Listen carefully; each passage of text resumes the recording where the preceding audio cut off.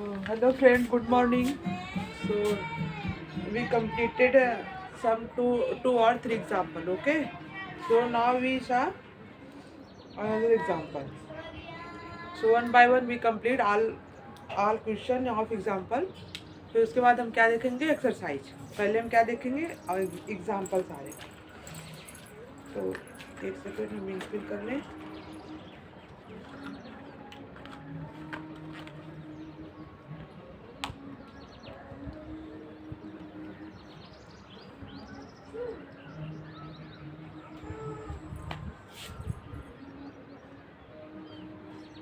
ये CBSE board के लिए है क्लास 8 से एनसीईआरटी. ओके.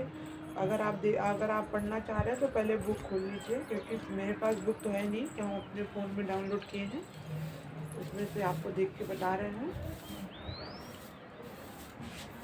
आप लोग अपना बुक खोल के तब पढ़ाई करें. तो यहाँ पे कौन सा देखेंगे एग्जाम्पल.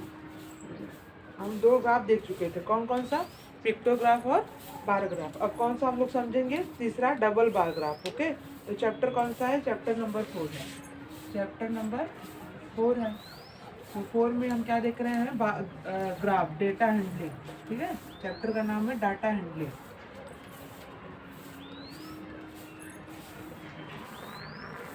तो चैप्टर का नाम है डाटा हैंडलिंग. तो हम लोग दो ग्राफ देख चुके थे. कौन कौन सा ग्राफ, पिक्टोग्राफ और बार ग्राफ. और अब कौन सा ग्राफ देखेंगे, डबल बार ग्राफ. कौन सा है, डबल बार ग्राफ. तो थर्ड कौन सा है, double bar graph. Okay. Third है डबल बार ग्राफ. सो इसमें आपके बुक में क्या दिया एग्जाम्पल में, समझिए सही से. दिया है bar graph showing two sets of data simultaneously, it is useful for comparison of the data. बता रहा है कि इसमें दो डेटा दिया गया है. ठीक है. साइमल्टेनियस मतलब लगातार. तो दो डेटा दिया गया है, उसमें क्या करेंगे हम लोग, it is useful for comparison. और ये डेटा किसके लिए यूजफुल होता है, कि हम एक दूसरे को कंपेरिजन कैसे कर पाए, कंपेयर कर पाए एक दूसरे से. ठीक है. सो हम देखेंगे, पहले ग्राफ बनाएंगे क्या दिया है. तो ग्राफ पहले फर्स्ट में ग्राफ. तो यहाँ पे डिफरेंस दिया है इक्वल का. ठीक है. यहाँ पे 0 है, ये 10 है, ये 20 है, ये 30 है, ये 40 है, 50, 60, 70 और 80. ओके. सो इधर क्या शो कर रहा है, mark obtained by a student. Mark obtained by student. Okay. तो इधर शो कर रहा है कि स्टूडेंट ने कितना मार्क ऑब्टेन किया. और एक्स एक्सिस पे क्या शो कर रहा है, सब्जेक्ट. कौन से सब्जेक्ट में कितना मार्क ऑब्टेन किया, मतलब पाए हैं. ठीक है. तो हम लोग पहला कौन सा सब्जेक्ट है, मैथ्स. तो पहले मैथ्स लिखा है. तो हम लोग क्या समझेंगे यहाँ पे, मैथ्स में कितना नंबर पाए हैं. तो यहाँ पे मैथ दिया है, मैथ में दिया है. फिर उसके बाद क्या दिया, मैथ में क्या बोल रहा है, पहले में 30 पाए हैं, 30, दूसरा में 60. तो 30 यहाँ पे है, ये दूसरे में 60. तो हम लोग 60 यहाँ दिखा है. ठीक है. तो ये डबल बार ग्राफ हो गया, है ना. देखिए एक ये छोटा, एक में 30 पाए, एक में 60. सोशल साइंस कितना है, सोशल साइंस में कितना है, पहले में है 50, दूसरे में क्या है, दूसरे में है 60. तो सोशल साइंस में पहले में क्या है 50 और दूसरे में क्या है 60. ओके. और थर्ड में क्या है, साइंस. थर्ड में क्या है, science.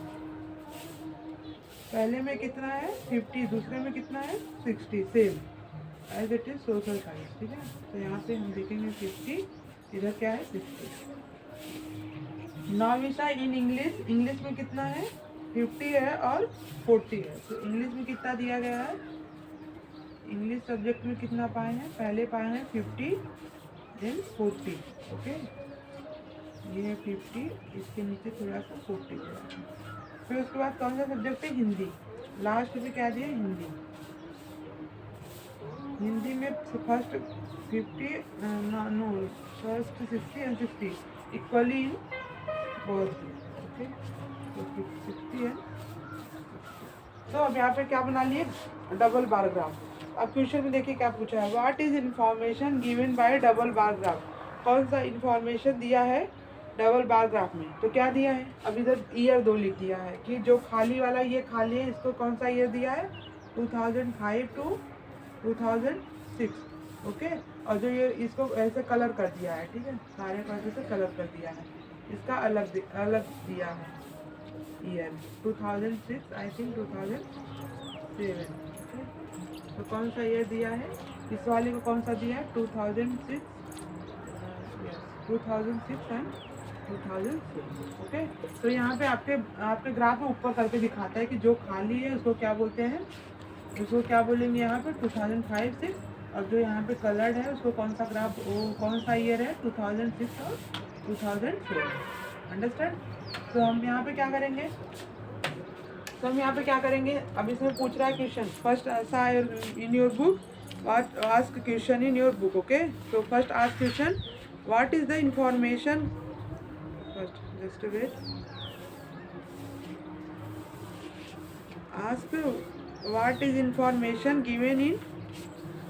Information given by the double bar graph. Double bar graph में क्या इंफॉर्मेशन दिया गया है, तो यहाँ पे दिया गया है कि नंबर कितने स्टूडेंट हैं, जो नंबर कितने में कौन सब्जेक्ट में कितना नंबर पाए हैं। जैसे कोई स्टूडेंट है वो 2005 2006 में मैथ में कितना नंबर पाया 30, और उसमें कितना पाया है 2006-7 में कितना मार्क्स पाया 60। सो यही दिखा रहा है किसी स्टूडेंट का मार्क्स, जैसे हाफ ईयरली एनुअल का एक मार्क्स हो गया, उसके लिए हम डेटा शो करें कि कितना मार्क्स पाया है वो, तो हम किस में शो करते हैं, डबल बार ग्राफ में। क्यों, क्योंकि उससे इजीली कंपेयर हो सकता है, क्योंकि हाफ ईयरली में कितना मार्क्स पाए हैं उससे कंपेयर में एनुअल में कितना मार्क्स पाए हैं। सो हम इसको एज्यूम कर लेंगे हाफ ईयरली मार्क्स कितना पाए हैं, मैथ में 30 और हाँ एनुअल में 60, और सोशल साइंस में हाफ ईयरली में 60, हाफ ईयरली में 2005-2006, ओके। नहीं तो इसमें एनुअल दिया है कि फर्स्ट ईयर में कितना पाए हैं, सेकेंड ईयर में कितना पाए हैं, तो वही समझ लीजिए। सोशल साइंस में 2007 में कितना पाए हैं 60, और 2005-2006 में कितना पाए हैं 50, okay. So here also in science 50 in 2005-2006 and 2006-2007 got 60 marks. तो ऐसे ऐसे हम क्या देख रहे हैं इसमें, कोई स्टूडेंट कितना मार्क ऑब्टेन किए हैं, ठीक है। सो सेकंड पूछ रहा है, in which subject has the performance improve the most. बोला है सबसे ज़्यादा परफॉर्मेंस किसमें, कौन से सब्जेक्ट में इम्प्रूव किया लड़का।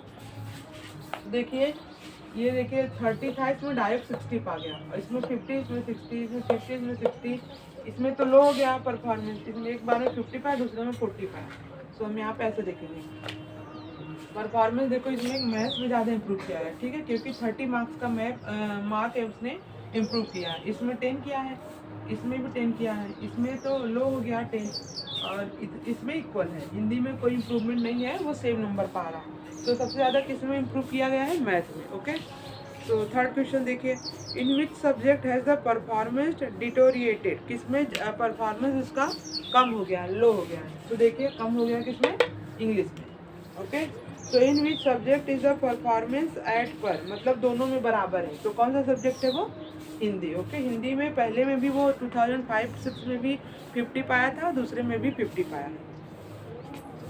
सो ये कंप्लीट हो गया। अब हम लोग क्या देखेंगे, ट्राई दिस, एक बॉक्स बना के दिया है, वो कोई इंपॉर्टेंट नहीं है, उसमें क्या समझने वाला कुछ है नहीं। तो यहाँ पे देखेंगे circle graph of pie chart, okay. तो हम लोग समझेंगे circle graph of pie chart, इसमें क्या पूछ रहा है।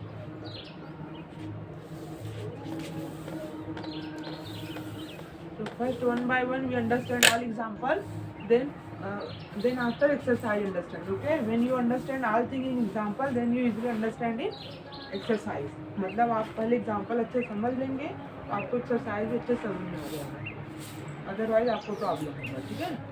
तो इसके लिए हम पहले एक्सरसाइज सॉल्व कराएंगे, उसके बाद एग्जाम्पल कराएंगे, उसके बाद एक्सरसाइज कराएंगे। सो अंडरस्टैंड क्या दिया है, सर्कल ग्राफ और पाई चार्ट।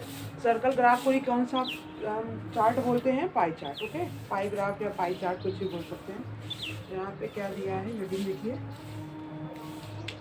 सर्कल ग्राफ और पाई चार्ट, सर्कल ग्राफ और पाई चार्ट, ओके। तो यहाँ पे क्या दिया है, सर्कल ग्राफ और पाई चार्ट। तो यहाँ पे देखेंगे, have you ever come across data represent in circular form और शोन। क्या आपने कभी देखा है कि कोई चीज़ में सर्कुलर डेटा में क्या शो कर रहा है। इसमें बताया है time spend by child during a day. जैसे कि हम किसी भी चाइल्ड का टाइम ले लेते हैं कि अपने दिन में वो कितना किस में स्पेंड कर रहा है, तो हम इसमें बताएंगे सर्कल बनाकर, ठीक है। सर्कल बना दिए। तो इसमें बोला है कि the time spend by child during day, time spend